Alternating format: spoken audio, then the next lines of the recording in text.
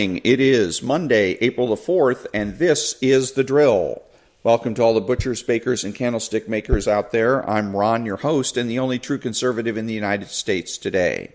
So today, after the daily declaration of spiritual warfare, the Star-Spangled Banner, and the Pledge of Allegiance, we will have no free lunch, Shadowbosses, Chapter 9, and Chapter 4, World Series, from the book My Bicentennial Year. All that and more when I get back.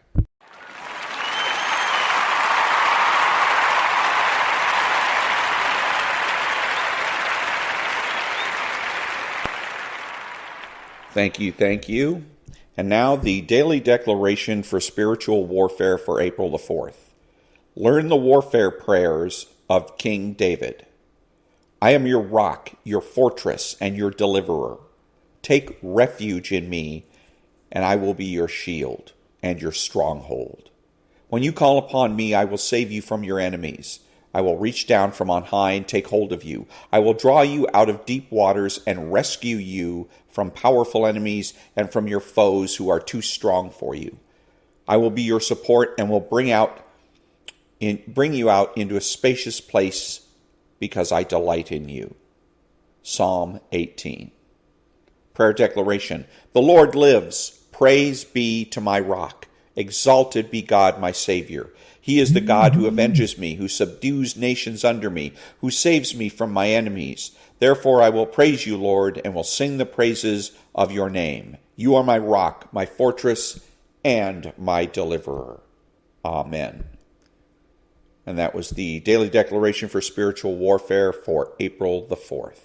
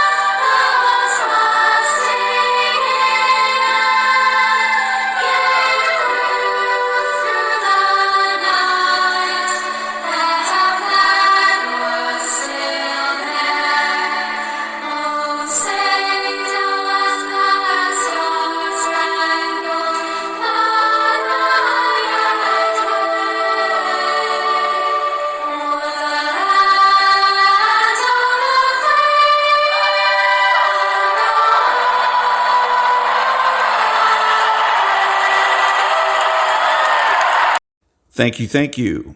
Who is the true conservative? He is religious and realistic. He is the person that understands that culture is the foundation for politics. He acknowledges a benevolent universe. He is patriotic and uses common sense. He makes judgments, refuses to speculate, speaks clearly and definitively, and is not afraid to say no. He's open-minded, asking why rather than why not. He is consistent, credible, and influential, not ashamed of his existence, unafraid to learn or correct his mistakes. He is a normal American.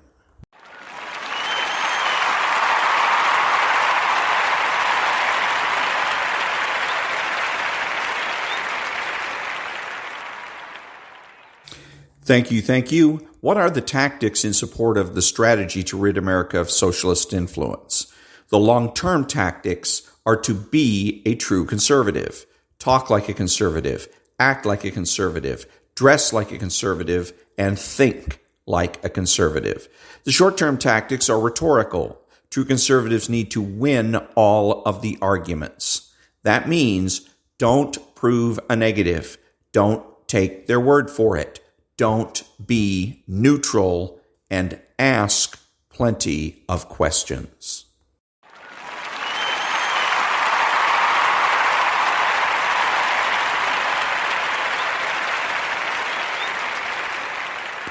Thank you. What is the true conservative strategy for defeating socialists in this country? Socialists must be driven from positions of power, and since it is lefty counterculture that provides the foundation for their political success, true conservatives must resist left-wing counterculture and promote normal American culture. By changing our culture, we will change our politics. And by changing the culture, we mean you need to get married, have a family, and raise your children.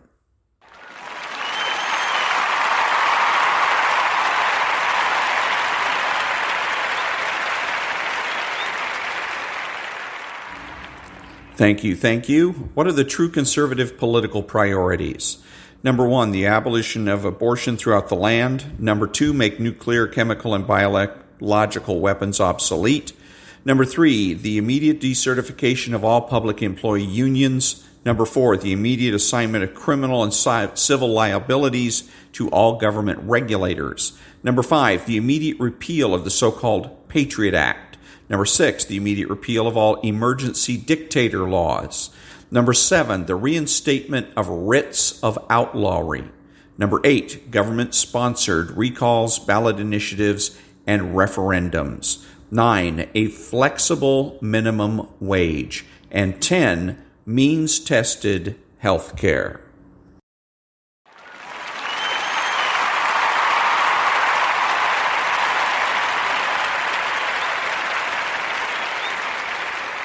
Thank you.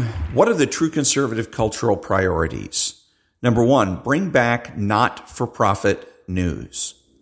2, destroy the cult of promiscuity. 3, destroy the cult of neutrality. 4, destroy the cult of personality. 5, destroy the cult of imagination. 6, destroy the cult of reinvention. And we destroy these cults by replacing them with values.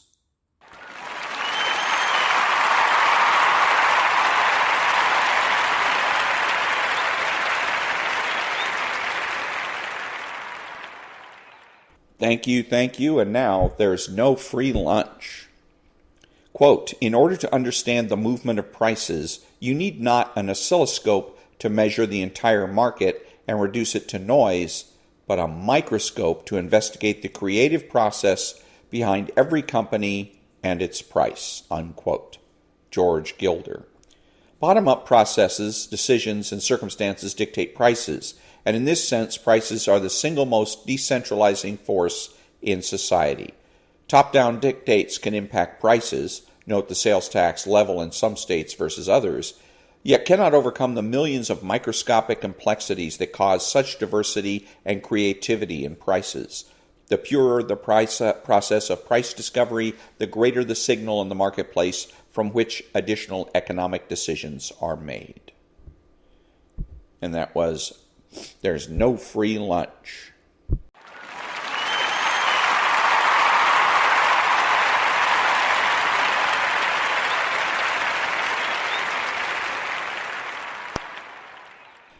Thank you. And now, Chapter 9 of Shadowbosses.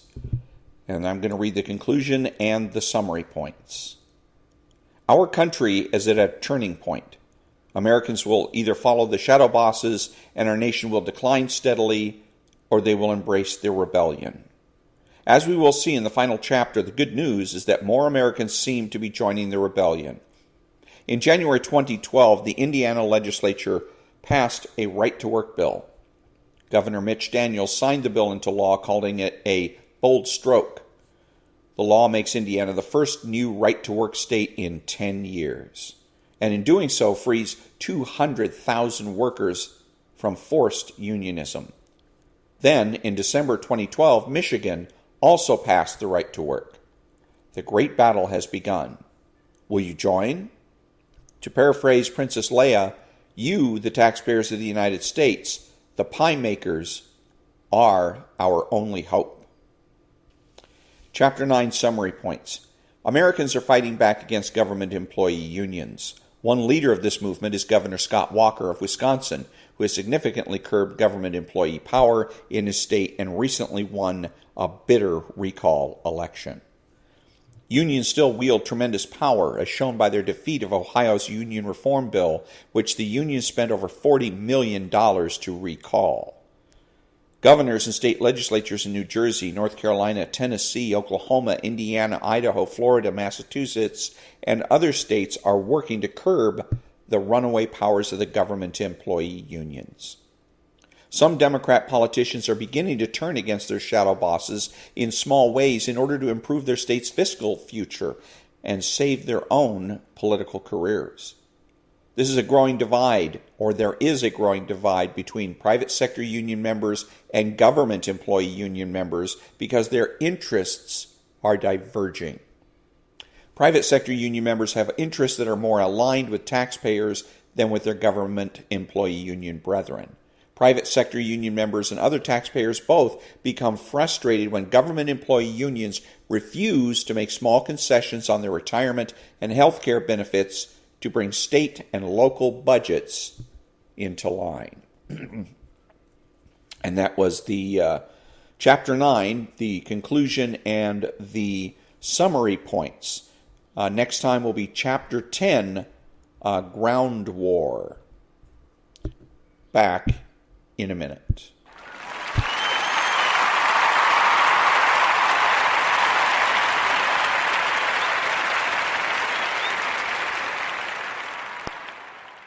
Thank you. And now, Tales from My Bicentennial Year, Chapter 5, The Third Streeters. As we were all sitting around admiring the new ball field, Mr. Tidwell suggested that since we all loved baseball and played so much of it, and now that we had a nice field to play on, why not christen it with a World Series of our own? To make it an official game, he would be the all-time pitcher for both sides, and my dad would umpire and keep score. We thought this to be the greatest idea ever, and immediately we started to think of how we could get the Third Streeters to play us. You see, they hated us, and we them. Mr. Tidwell suggested that we play 5-inning games. First team to win 2 games wins. The dads also laid out more rules. No balls or strikes would be called, but you could strike out if you swung and missed the ball 3 times. Strike out. The dads and we agreed that we would play the first game on Friday night, the second game on Saturday afternoon, and if needed, Game 3 on Sunday, after church, of course. We were pumped. All we had to do for this was get the Third Streeters to play against us. Their gang was a gang of misfits. There was also a constant war between the 2 streets. Their ringleader was a guy named Bobby Donlin. Bobby was short, stocky boy with a buzz cut and a big scar that went from his right cheek to his ear. Rumor had it that he had gotten the scar from his uncle, who got drunk and had beaten him with a broomstick. The fact was, Bobby was chasing Chris Fartwell. No, his real name was not Fartwell, but that is what we called him, and I can't remember his last name. Chased him around in the backyard of his house, and Chris ran into the basement. While slamming the door to keep Bobby out, the knob of the door hit Bobby right in the cheek, causing the scar. I think Bobby thought the uncle story made him sound tougher than him running into a door. Chris and TJ Fartwell were Bobby's eternal sidekicks. If you saw Bobby, you saw them. TJ was a year or so younger than Chris. He had an annoying habit of always picking his belly button and showing you the lint and wax he would pull from it. He would do this in the middle of whatever game we were playing. If you were smaller than him, watch out, because he would try and make you eat it off his finger. When I remember, we never saw any of their parents at all. Never. Granted, we did not go over to 3rd Street a lot. Most of the activities were on our street. I'm not making any statement on that other than it was just weird. You see, our parents were all over the place. You couldn't shake them. Theirs, you never saw. That Sunday afternoon, we dispatched a party over to 3rd Street to extend the challenge of the World Series. Going there for any reason was always dangerous. A fight lurked around every corner. You could run into an ambush and get pelted with dirt bombs, or worse, rocks. If the ambush was really bad, you might be taken hostage and forced to eat belly button lint. All of these painful scenarios had to be taken into account prior to going over, even on such a peaceful mission as this one. Huge Gene, Mike C., and I were selected for this assignment. Back in a minute.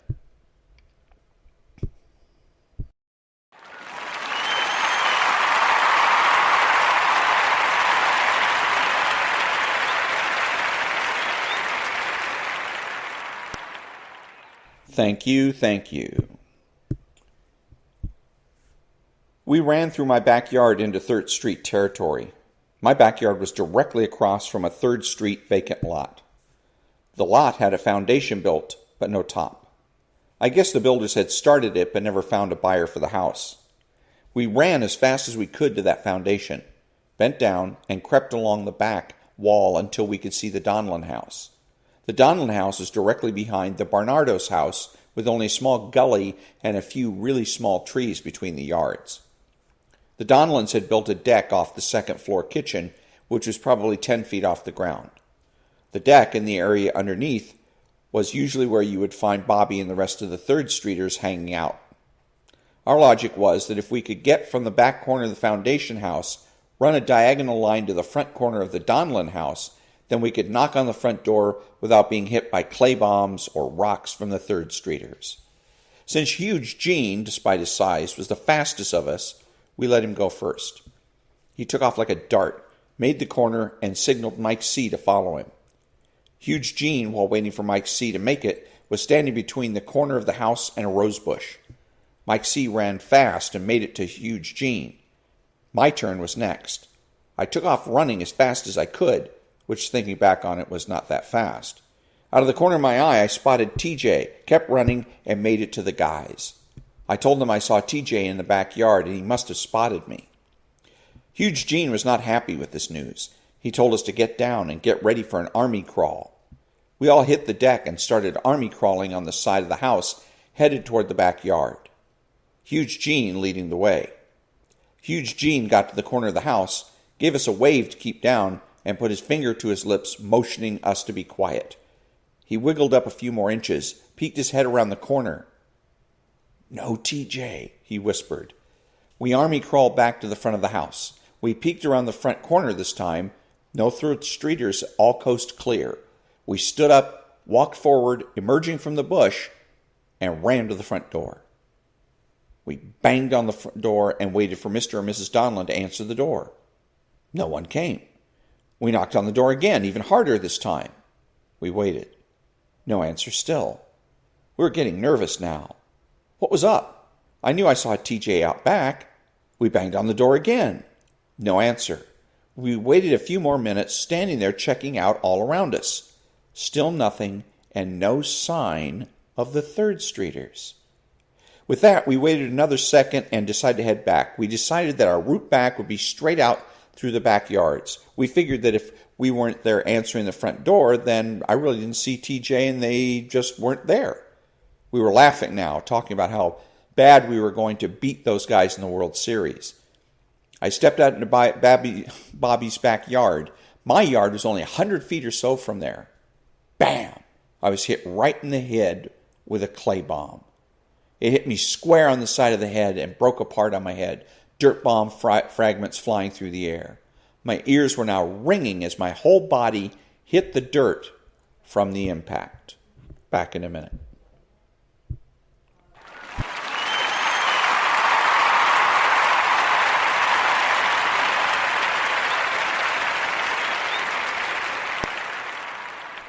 Thank you, thank you. "Incoming! Incoming!" yelled Mike C. Mike C. and Huge Gene picked me up by my arms and ran with me to the foundation house corner. We jumped into the ditch that ran along the foundation. We were in a kind of foundation foxhole with plenty of ammo. Bobby yelled, "Charge!" and the whole 3rd Street Army were running straight at us, firing clay bombs as they ran. Now, just so you know, a clay bomb hurts. It is basically a chunk of dried clay filled with little pebbles. They were all around our houses, as the houses were all just built within a year or so, and there were plenty of dirt mounds and holes all around. I took another one to the head. Huge Gene stood up out of the foxhole to get a better shot and took one right in the chest. Mike C. took one to the nose and was now bleeding. With our return fire, we did manage to score some shots. Huge Gene fired the perfect shot, unless, of course, your name was Chris Fartwell. Chris had been running around the far end of the foundation trying to jump in our foxhole and sneak up on us. Huge Gene saw him and turned around and hurled a rock-laced clay bomb right at him. It hit Chris right in the forehead, just as he was jumping into the foxhole. It spun him around in midair and caused him to take a hard nesty plunge into the foxhole, smacking his back first and then the back of his head into the floor of our foxhole. This action stopped all firing and yelling. Silence now broke out over the battlefield. We all stared at Chris, waiting for him to move. Was he dead? Huge Gene looked at me. I looked at Mike C. Panic was now setting in while we waited for Chris to do something. Finally, he grabbed the back of his head, slowly maneuvering to get himself up. Wobbly, he put his hands on the side of the foxhole and tried with all his might to pull himself out. As soon as the 3rd Streeters saw his head trying to get out of the foxhole, the clay bombing began again. This caught us off guard. We all took direct shots to the stomach, head, and chest. We began a rapid return fire. You could hear Bobby and the gang yelling at Chris to get out. Mike C. saw that Chris had almost made it to the top. Mike ran over to him, tackled him down into the foxhole, and put him in a wrestling hold called the full Nelson, a move that the holder, while standing behind the opponent, puts his arms under the opponent's arms, then puts his hands behind his head, interlocking his fingers Indian style, while at the same time swinging him up into a sitting position on top of the foxhole, facing the 3rd Streeters. Chris now became a human shield for us, taking to his gut, chest, and face all the clay bombs destined for us. Seeing this, I yelled out, "Cease fire! Cease fire! Cease fire!"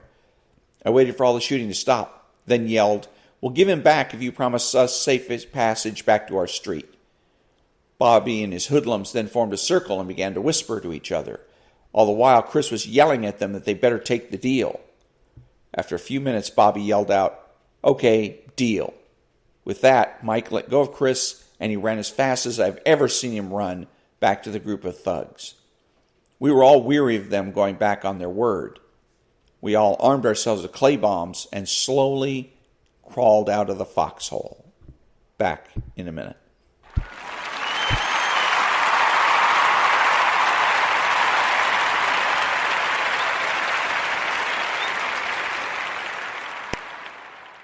Thank you. They stood with ammo ready, looking at us. We stood with ammo ready, looking at them. We walked backwards toward my house, they following us at the same pace. As we were going down through the walk down, I said out loud, "Hey, we didn't even get a chance to ask you guys about the World Series." "What World Series?" Bobby yelled back. I dropped my clay bombs and pointed over to my backyard. "Look at our baseball field, Bobby." And everyone dropped their clay bombs and ran into my backyard. Heck, we all did. We showed them the ball field and told them about how our dads would be the umps and all-time pitchers. Game on. And that was Chapter 5, World Series, from the book My Bicentennial Year.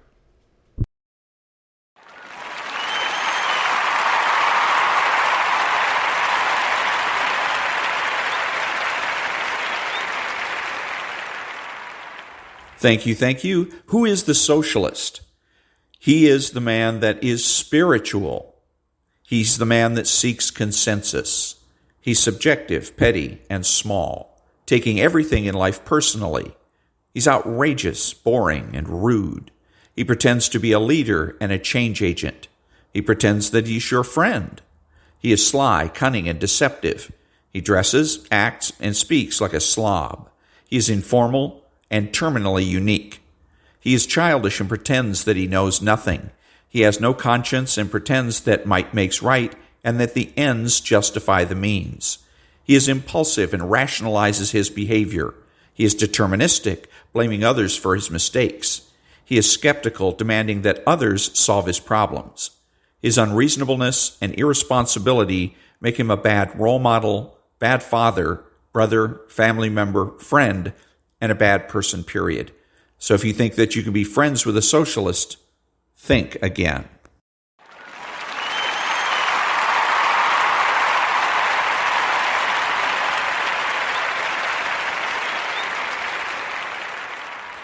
Thank you, thank you. This is Ron, your host, the only true conservative in the United States today, bidding adios to all the butchers, bakers, and candlestick makers out there, and reminding you to tune in to the John and Ken Show, which is an excellent example of how true conservatives communicate. It's a radio show that's on KFI AM 640 from 2 o'clock in the afternoon to 6 o'clock in the evening, Monday through Friday. And that's Pacific time. So that's an excellent show to listen to. And other than that, until next time, remember to be honest, to be smart, to be beautiful, and to remember that the left has no authority, no power, and they can't win.